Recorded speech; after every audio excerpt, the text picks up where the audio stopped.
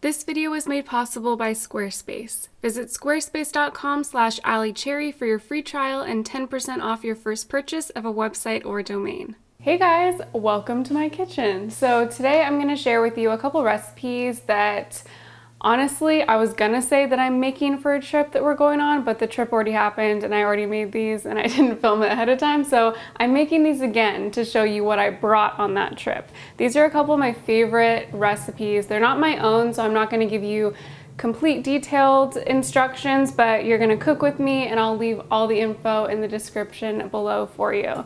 This first one that we're making is lentil loaf from Minimalist Baker. It's my absolute favorite. I know lentil loaf sounds kind of weird. It honestly looks kind of weird even after it's cooked, but it's delicious and it's filled with lots of veggies, healthy fats from the nuts, and protein from the lentils. And so I love taking this on road trips because it's a great way to have sustained or to get sustained energy and not get hangry, which is something that happens to me if I don't eat pretty often. So the first thing I'm doing here is cutting up these mushrooms. As you can see, I got started so that I didn't have to bore you sitting here as I cut mushrooms. And I'm gonna heat these on the stove in my cast iron. But before I do that, I'm actually gonna put the sweet potatoes in the oven. So in the recipe on Minimalist Baker, she says to heat the sweet potatoes on the stove, but I only have one pan, a cast iron, and so I prefer to just throw them in the oven because then I can get everything else done while they're cooking and it ends up going a lot faster. So let me do that first. I have a little bit more sweet potato than what's called for in this recipe, but that's okay because I'm just gonna eat it anyway, separately. And I have them cooking on a little parchment paper. This is compostable and I can use it a couple times before I end up composting it. And I use parchment paper because my pans are just like really gross. So let me put that in here. Nice. Whoa. This is a recipe that I love bringing to people's houses if we're having like a potluck. I made this for Thanksgiving last year, and even people who are not plant-based or vegan or vegetarian even love this recipe because it has a lot of great flavors and it has barbecue sauce on top of it, so you really can't go wrong. This recipe usually calls, or I usually make it in just like a loaf pan, but I have some of these leftover baking cups from Christmas. Again, these are compostable too, so I feel fine with using them. And I feel like it'll make the recipe a lot easier to transport. I actually didn't make it this way on this trip, but I thought about it after and realized that this would have been a lot easier, so I'm gonna try that for this video. Okay, so my pan's nice and seasoned already, and then I added a little bit of oil to it, and I'm just gonna let these cook up. Let those sit for a little bit. Okay, so my mushrooms are done, my sweet potatoes are in the oven still, so now we're gonna work on the protein/fat portion of the lentil loaf. And for this, I have pecans or pecans. Why am I so weird right now?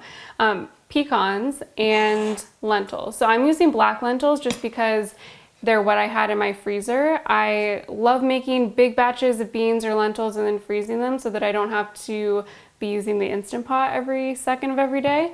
And I do freeze in glass. I know some people get nervous about this, but you can see here on this mason jar or ball mason jar, there's a little line here that says fill line for freezing. And so I always just make sure I'm like an inch below that line, just to make sure that whatever I'm freezing has enough room to expand. I never freeze my lentils or beans when they're still warm. I let them sit out and get to room temperature so that there's no issues there. And then I always freeze in wide mouth containers so that whatever's inside has lots of room to expand when it freezes. And I've never had, knock on wood, any issues. Before I put the lentils in there, I'm gonna add the nuts and create sort of like a fine powder without turning it into nut butter. Perfect. And now I'm gonna add the lentils. Okay, so now the sweet potatoes are done. They're out of the oven. I had a little bit of time, so I chopped up my veggies to go with my hummus as a road trip snack. So I guess this is the first road trip snack that I'm sharing. I actually picked up this hummus in bulk from my grocery store, which is so amazing. And even though I do make my hummus most of the time on my own, I like to buy it from the grocery store. One, because it's just super convenient, and two, I want to encourage them to continue offering bulk hummus, so I buy it every once in a while.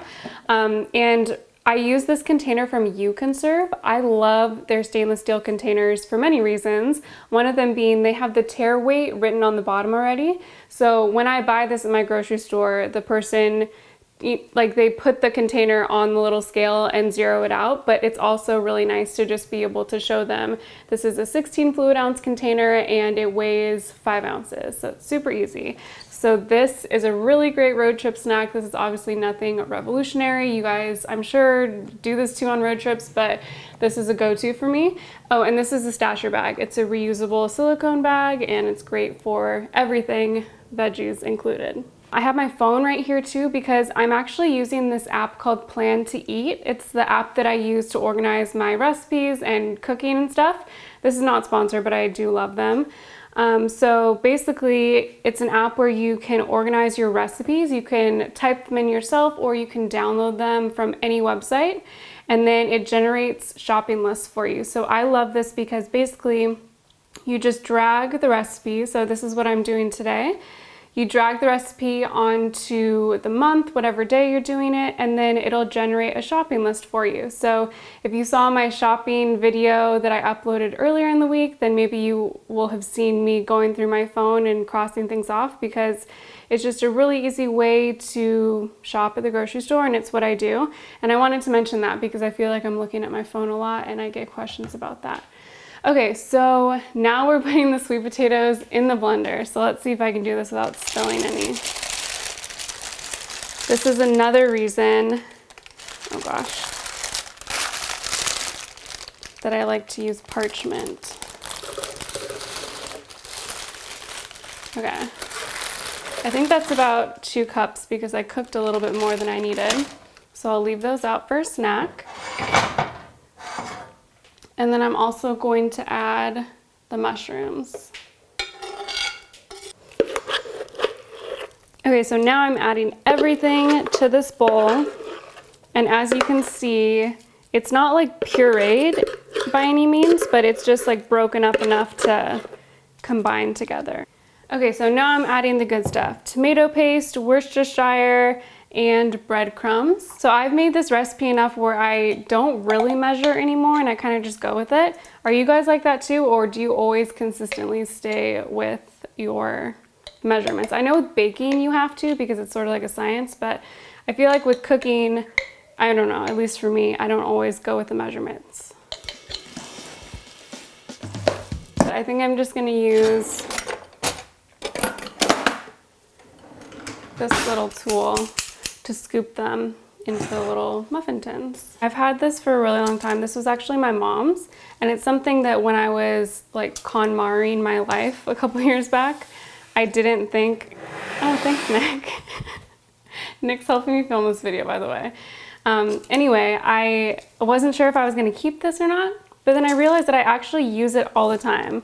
I'm gonna use it in my oatmeal cookies that I'm gonna share after this, and it's just really handy and it helps things to just bake really evenly.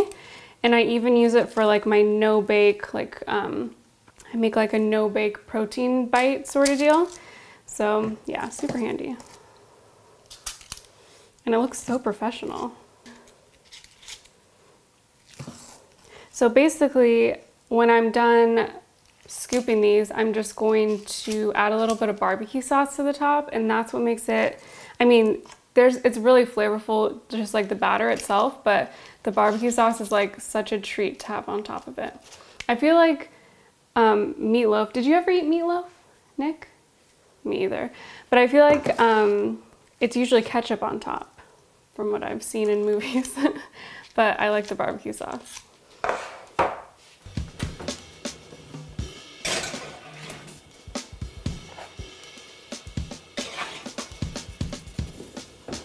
wonder if the cooking time is gonna be different now. We'll have to figure that out. Okay guys, these are the finished meatloaves. It's only been a second for you, but it's been about 30 minutes for us. I think I baked these for like 12 minutes and then just left them in the oven after I turned it off, which is less than the original recipe. They're really good and I like them, so I'm definitely gonna do this again when we travel. But now we're gonna make some cookies, so let's go for it. This is a really simple oatmeal cookie recipe that I've been loving. So I found this from a friend of mine on Instagram. You guys should check out her Instagram. I'll tag it below with everything else. But I love these because I make, you know, like the no-bake oatmeal cookies pretty often, but sometimes you just want like a cookie that tastes like a cookie, and this is really good. So in this bowl, I have some oat flour, which is just regular rolled oats that I blended in the Vitamix until they became a flour. The flour is what really adds to the texture of this cookie recipe and makes it taste like the real thing, because it's not just the oats. So I love that. So I have oats in here, oat flour, some cinnamon, a little bit of salt, and then I'm gonna add my wet ingredients. So this recipe calls for a flax egg, and it's just a teaspoon of flax powder, like ground flax, with 2 teaspoons of water, and you let it sit until it sort of gets a little gelatinous. So I'm gonna add that here. Camera 2. Delicious. It actually is really good. And then after the flax egg, let's see what else I have here. Hold on. That's probably a nice sound. I already added the salt. I have some maple syrup. In the recipe, Tracy calls for, I think maple sugar or date sugar, but I don't have any of those. I just have maple syrup and it works perfectly well. You add a little bit of applesauce. Again, if you want the recipe, like the full recipe, I'll link it below to her Instagram. But there's some applesauce, and I can't, like, you don't really taste the apples, would you say, Nick? Can you taste like applesauce? It just sort of acts like a binder, I would say. Oh yeah, bananas would be really good to add to this. And then this is my bulk, beautiful peanut butter, but any other nut butter would work too. I'm sure almond butter would be healthier than peanut butter, but we like peanut butter, so we're doing peanut butter. I'd say that's about the right amount. You know what we don't have? A whisk. Do we need one? I usually double or triple this recipe, but because I'm making brownies and we're not going on a trip where we're gonna need cookies and brownies, I'm not going to double it. So that's all it is. It's so simple. You could also add like cacao nibs, chocolate chips, you know, nuts or seeds, but we're just gonna do simple, just like that. And now I'm gonna put them on a baking sheet. I'm just gonna put them on the same baking sheet that I cooked the potatoes on. Is that gross?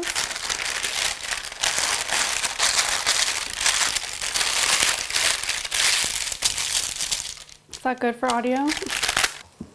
And I'm using my trusty little, what is this thing called actually? Ice cream scooper, but it's like a mini one. I think my mom used to use it for butter when I was a kid. Oops, that's not good. Like for Thanksgiving, she would like put butter on the table. No, maybe margarine actually, which is technically vegan, right? Yeah, actually, now that I'm just talking to myself thinking about this, it was definitely margarine because we didn't do butter. Okay, and with these cookies, I also like to sort of squish them down a little bit, just because they don't have any baking powder in them, so they're not gonna really move. And they taste, or they look more like the real thing when they're just pushed down a little bit.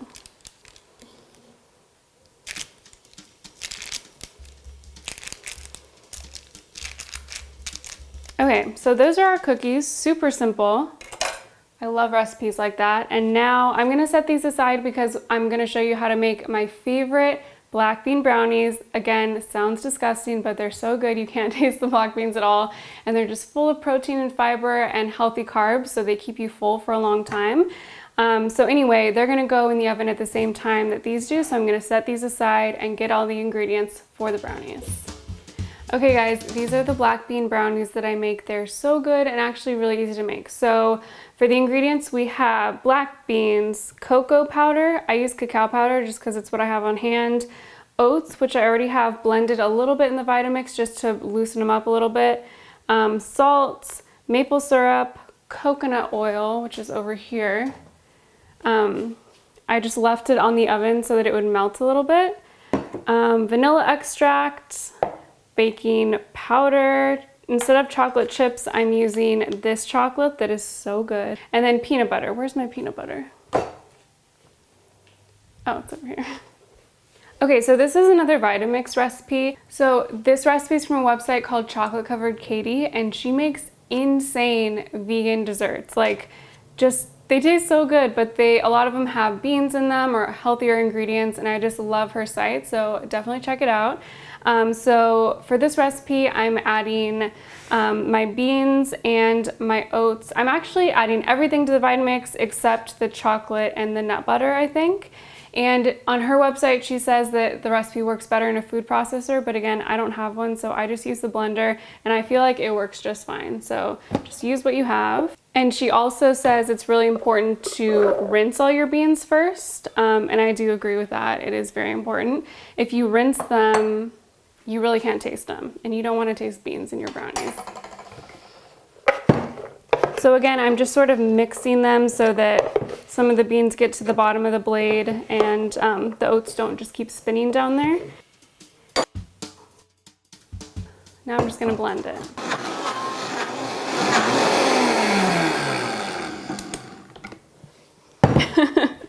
Oh, you know what? 1 second. Okay, I fixed it. So I hadn't doubled any of the liquid, even though I doubled the solid stuff. So your batter should look more like this, as opposed to the weird like salsa-y looking thing that it looked like before. So now that I'm all done with this, I have my pre-greased little pan, and I'm just gonna scoop it on over. Okay, so now I have the brownies, and I'm going to add the nut butter to the top. So the thing with this nut butter is it doesn't really get smooth. Other like jarred nut butters that I've had before, you can heat them up and then they'll sort of be spreadable, but this one isn't. So I'm gonna try to just put little dollops on here and then like spread them with a fork to see if that'll make them look pretty. But if not, it won't look good, but it'll taste good. I feel like that should be the theme of all the food that I cook on my channel. It tastes better than it looks, I promise. I tried to do like a swirl situation and it just didn't happen. So from here, you can add more chocolate chips on top. I'm not gonna do that because I just wanna get these in the oven so that I can stop filming this video. But these are gonna taste super good even without chocolate chips on top because I put chocolate chips in the batter too.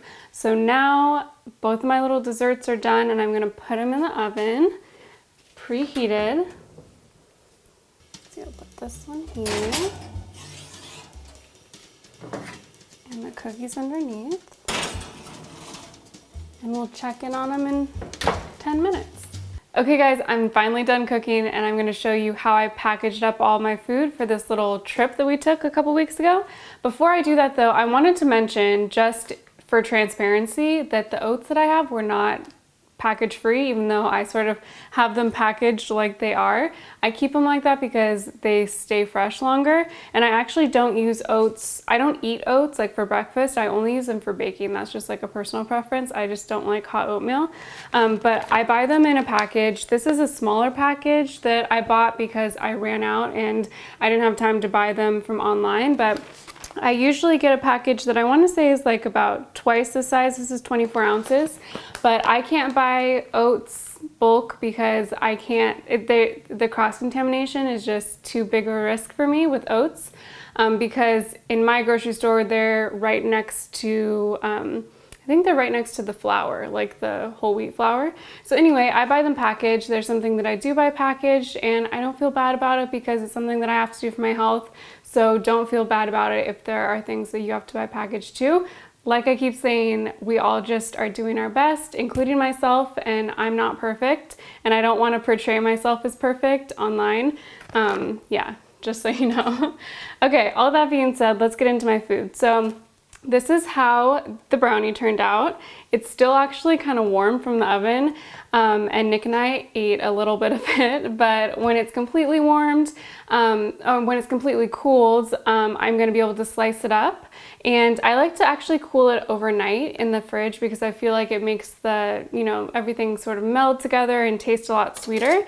So after that's cooled, I would put it in here. This is a little container called to-go-ware, and I really love it for travel. When I worked in an office, I used to use a container similar to this for my lunches every day. It's just super handy. But now Nick actually uses a lot for work, and I use it primarily when we travel. So I'm putting both of our sort of like sweet treats in here. These are the oatmeal cookies. They are absolutely delicious. I just love that they're baked. Like I was saying before, I do no-bake cookies quite often, but the baked ones are such a treat. So those fit perfectly in there. And then next up, I have the lentil loaf. So this is how it turned out in the little cups. They really don't seem super necessary, but I feel like it would be really useful when we're driving. I'll insert a clip of how we actually ate the lentil loaf on this trip. These chips that I have, I really like because I can recycle the packaging with TerraCycle, and they also taste like Doritos, but they're like healthy-ish, healthier than Doritos maybe.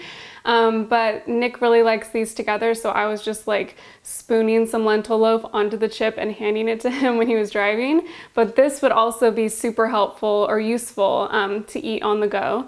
So I have these packaged in here. This is another You Can Serve container. I love how deep this one is, and I use it all the time. Okay, and then I think I showed this earlier, but I cut up some veggies and have them in a stasher bag. This is another super easy thing to take on the go. Stasher bags are super easy to clean, and I love that it's just like a bag that I could use for compost when I'm done with the veggies, so I could like put, banana peels or whatever I have that I need to compost in here.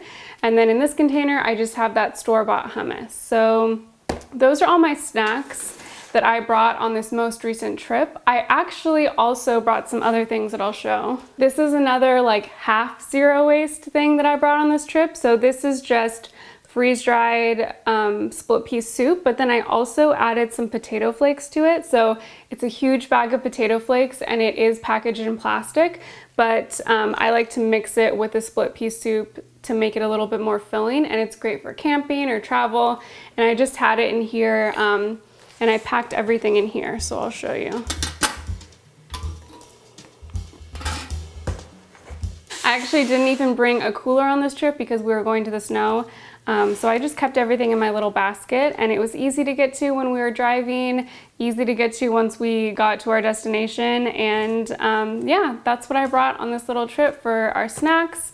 And I hope you guys enjoyed this video. I want to give a quick shout out and thank you to Squarespace for sponsoring this video without interfering with the content. Squarespace is an all-in-one platform that you can use to host your website, blog, or shop, and you can even transfer your third-party domain to Squarespace. They have beautifully designed templates that are automatically mobile optimized, and they're really easy to customize also. They also offer award-winning customer service and support 24/7. If you'd like to update what you're doing online or start something completely new, do it with Squarespace and follow the link below for 10% off your first purchase of a website or domain.